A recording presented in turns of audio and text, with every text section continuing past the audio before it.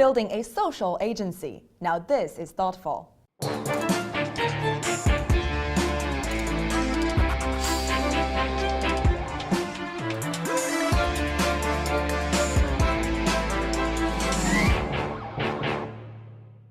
Hello, I'm Kitty Boo in Shanghai. Marketers are eager to complement traditional advertising with online engagement, but finding a partner is a challenge. Many global ad networks were slow to build strong digital media disciplines. That's changing as the needle continues to move towards earned media and social media engagement. Smart agencies are now embracing digital media and social media in particular as the core of a good communication strategy. This week on Thoughtful China, we'll look at strategies to build a digital discipline with Viveka Chan, Chairman and CEO of We Marketing Group. Viveka, last summer your agency established We Digital, a division that specifically deals with digital marketing. So I was wondering what was behind the decision? Okay, I set up We Digital in June of last year. And actually, when I started We back in end of 2005, I wanted to, we were established as a brand agency. So I wanted to focus on being the main brand agency first.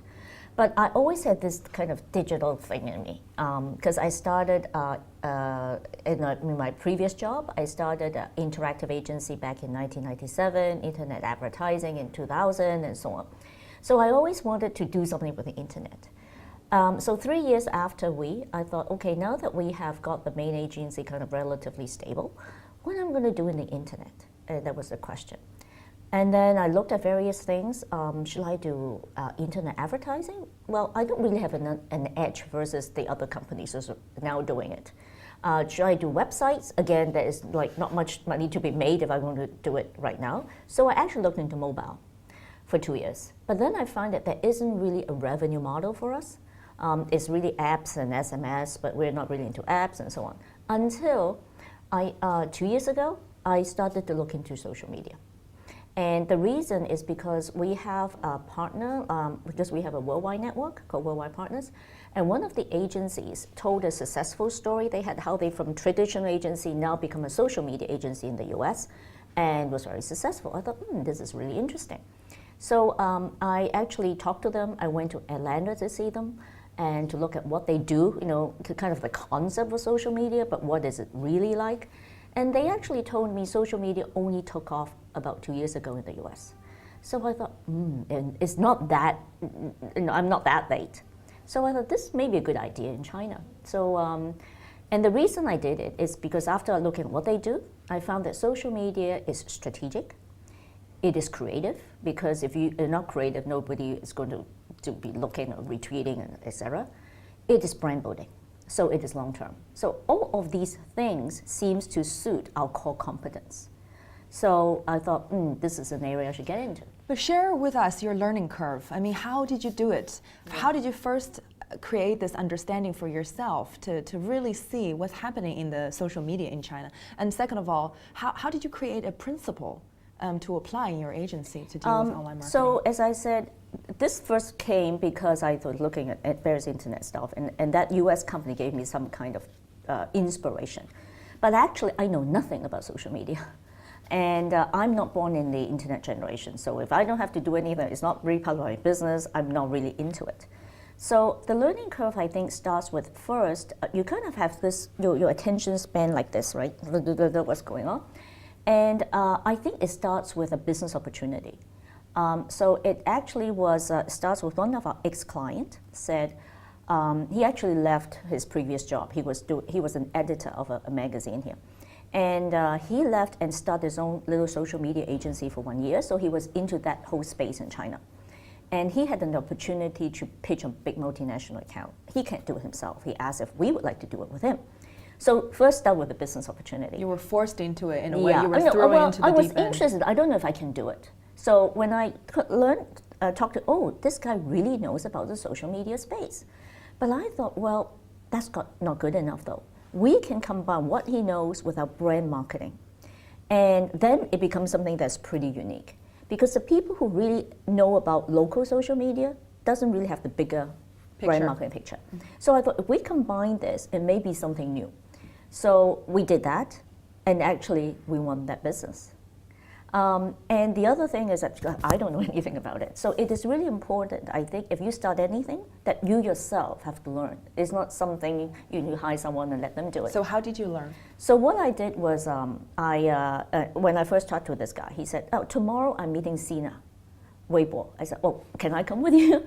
So we had lunch, and then it was first time my exposure, and I started and actually Sina helped me open my Weibo account. Right. So I started with my own Weibo account to learn about it. So I started to post, write.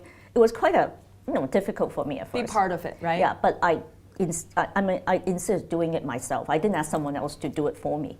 So I think the learning has got to be, you've got to do it yourself. Mm-hmm. You've got to learn it yourself. You've got to combine the various expertise together to make something that isn't there before.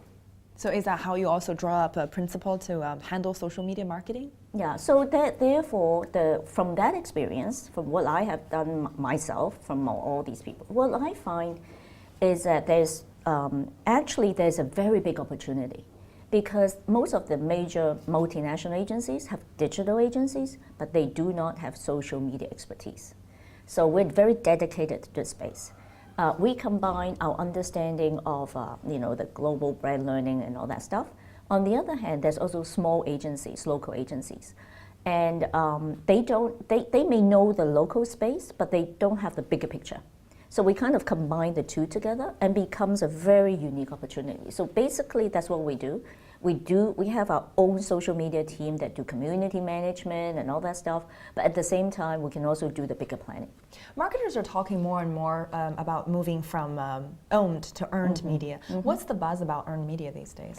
I think actually there's owned media, there's earned media, and also paid media. Paid media, yeah.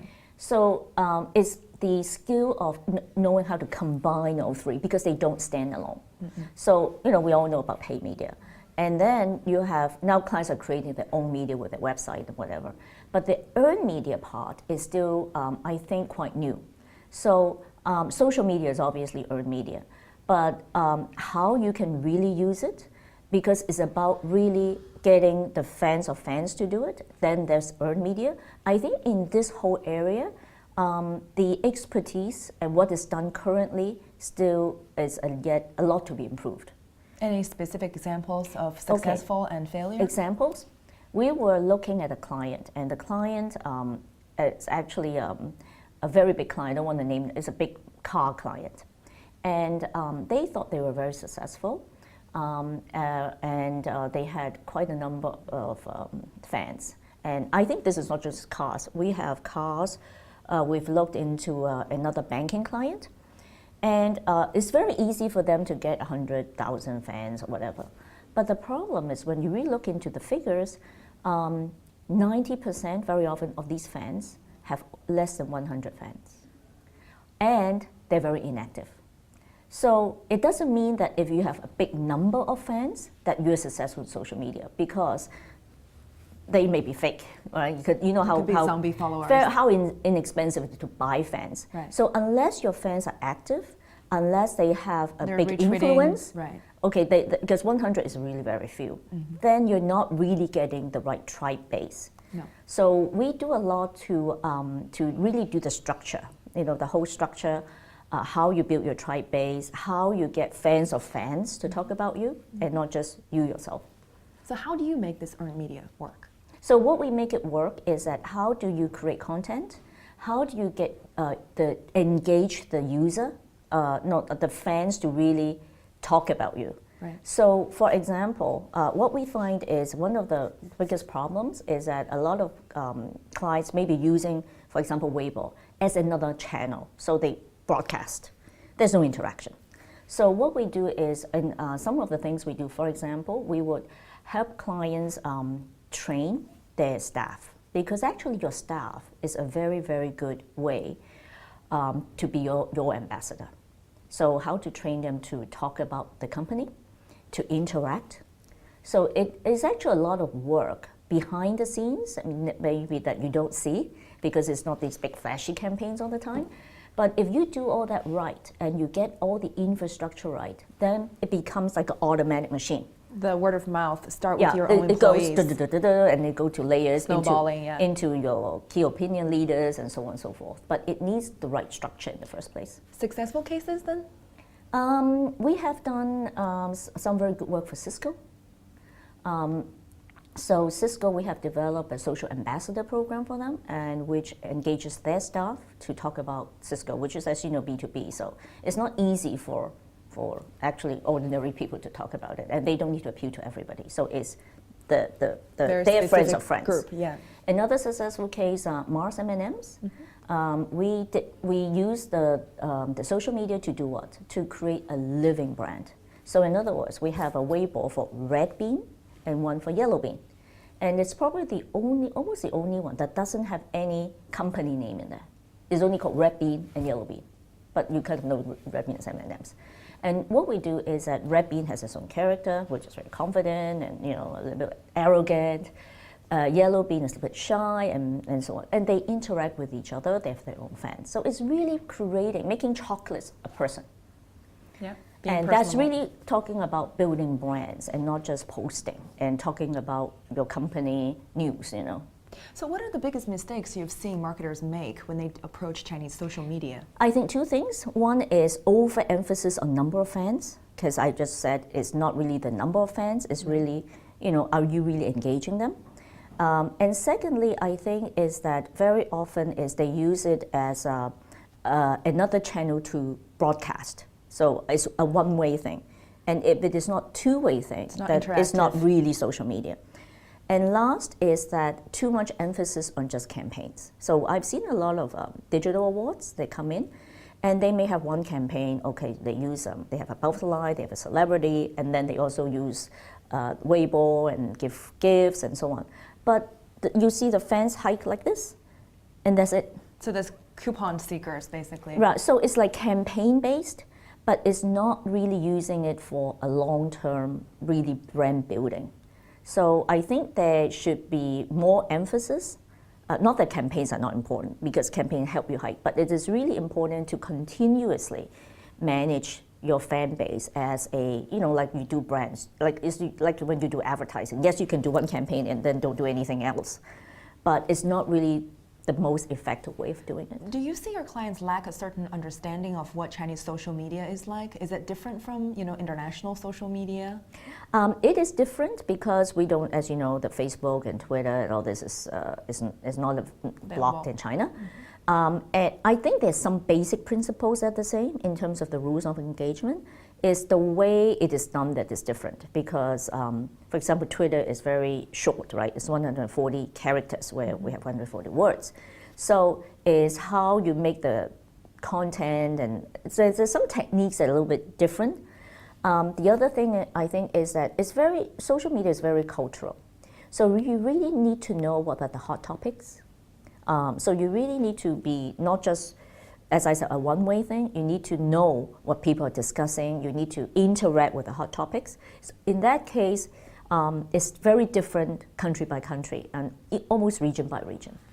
So looking into the future, what is the next biggest trend in your opinion in China? Might it be groundbreaking technology or new platforms or anything that could shake the world like Weibo did 18 months ago?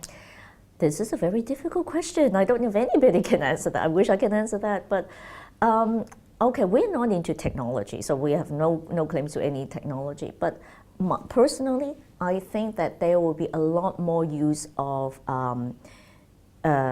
video. Video. Yeah, so what we call online movies. Not just viral videos, but really using it as short educational, entertainment content, because people have fragments of time. So they may not watch a whole soap opera for half an hour, but little snippets of it, and then how you can get your branded message in there. It may be various things from really like soap opera is very educational, so you kind of catch it every day, to little educational tips like for your kids and things like that. So I think short films, movies type of video would be more and more popular. I saw some figure that 50% of what you download of a video already. But the problem right now is it's actually too slow if you do it on your mobile phone. So I try to, sometimes I really want to look at video, but I just have no patience. I can't wait for that. Yeah. But as the broadband speed becomes better and better, as technology improves, I think video, the use of video would explode. So I think it is important to kind of understand it more and be a little bit ahead of the game. I was just wondering, who's your biggest competition now? We don't have companies that really compete because I just find that, we have the space, very interesting, between the international and local companies. So we kind of have this kind of unique area.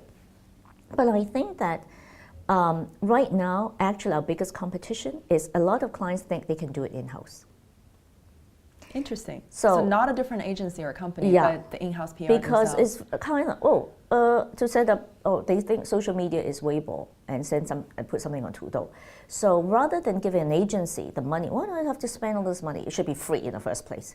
So why don't I just get somebody like an intern, supervised by the manager, who can just post 5, 6, and if the cost of hiring one person is probably cheaper than retaining this professional agency to do it.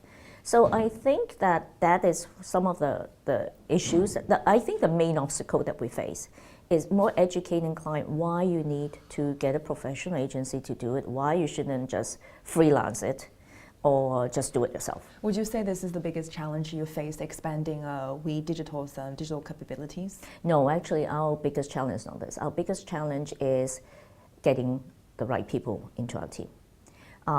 Right now, from one person starting in June, we now have about 12 people in our team. So we have our own community management team. We have our own we call client partners, so they work with the client. Community managers don't work with clients, they work with fans. And then we have an operation team and a research and analytics.